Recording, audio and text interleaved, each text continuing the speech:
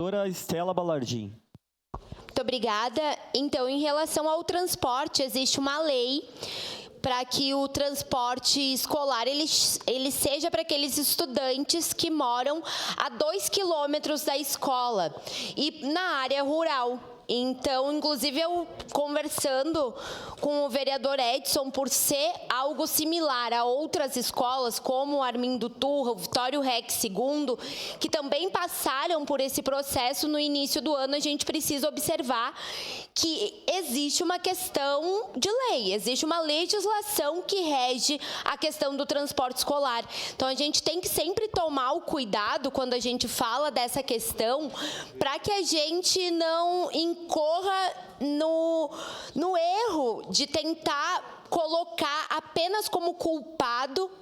o executivo, a SMED, e não entender a questão dessa legislação. Acho que tudo pode ser muito bem conversado, inclusive por levar em consideração que os estudantes do Canyon, que estudam na Luísa Morelli, na escola Luísa Morelli, precisam passar por locais muito perigosos, locais que a gente tem a presença da violência, a presença do tráfico. Então, de fato, a gente saber que há estudantes sendo colocados, inclusive estudantes do primeiro ano, estudantes extremamente pequenos, sendo colocados a ver situações como essa é algo de fato muito preocupante, é algo que a gente tem que sim trazer para essa casa. Então eu lhe parabenizo, vereador Iago, porque é importantíssimo que a gente garanta a segurança dos estudantes não só dentro da escola, mas no percurso até chegar nas escolas. A gente há pouco tempo teve nesta casa a audiência pública que tratava sobre a questão da violência escolar.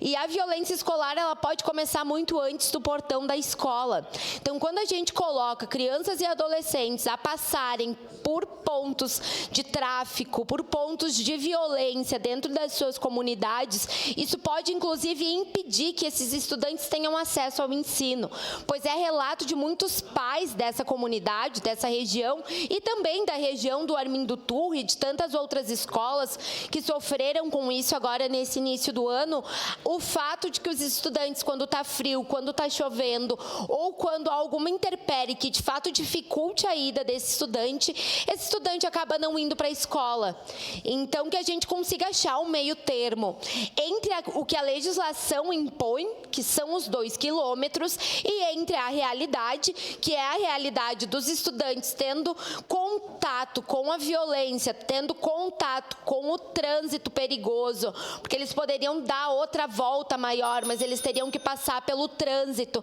Então, que a gente consiga achar o equilíbrio dessas duas questões, que a gente consiga ver uma forma que os estudantes tenham acesso à escola de forma segura